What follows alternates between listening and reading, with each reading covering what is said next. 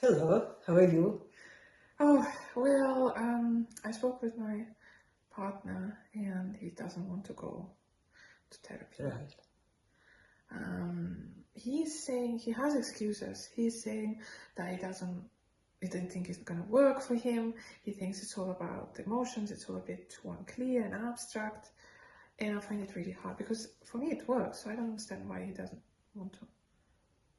Well, it's quite common. Yeah, people think, what's the point of dragging up all these emotions? What's the point talking about them? But you found it helpful. Yeah. So it's kind of, I guess people think about it in abstract way, like it's just emotions, but it's talking about your emotions. So it's basically talking about yourself. And most people like talking about themselves. So once you start and get the taste of it, then you start liking it. But quite a few people are not used to talking about themselves or giving themselves time to feel the emotions. So it's not familiar for them. So it is quite a common thing that I hear about therapy, why people don't go. So if they know that it's going to be actually very enjoyable later, right? Yeah, yeah. Because he gets face and somebody listens and it's all Yeah, nice. and it's about them. Yeah. Oh, this is a good point. I need to Yeah, celebrate this. exactly. Yeah. I was just thinking, like, so there are some of the people I know, they say things like, oh, it could be like only for crazy people. They're like, no, I don't want to go because it's only for crazy people. And I'm normal. If this is good with me, you know? Well, if we talk about crazy and mean that people with psychiatric problems, then they need a psychiatrist, not psychotherapy. That wouldn't help them. It's different. If somebody is not in touch with reality, that's a completely different thing.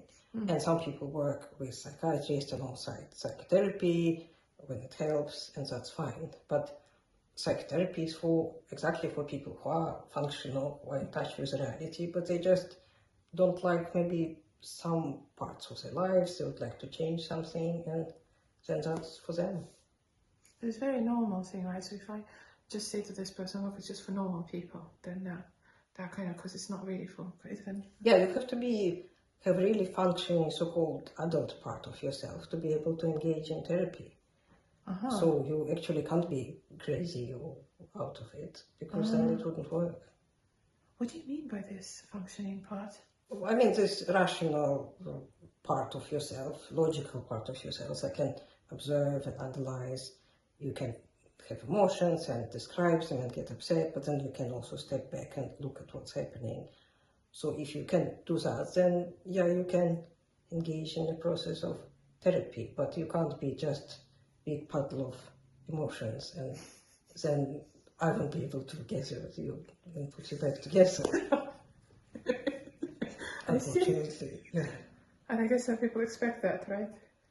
Yeah, maybe some people expect that, and I had some clients who turned up like that, but then I had to refer them back to GP, and with the help of medications, they were able to actually start therapy. Or sometimes I don't, but some therapists work, as I said, alongside psychiatrists, and then it's also helpful. So there are different ways of managing these conditions. This is fascinating. This is quite fascinating. Yeah, so you kind of have to be normal. This is quite fascinating. Yeah, so you kind of have to be normal. Yeah, you have to be absolutely normal. Oh my god. I was thinking like, okay, well I think I know what other things to say to some people. Like the next time I try to convince them that they need therapy. Okay, that's good. Yeah.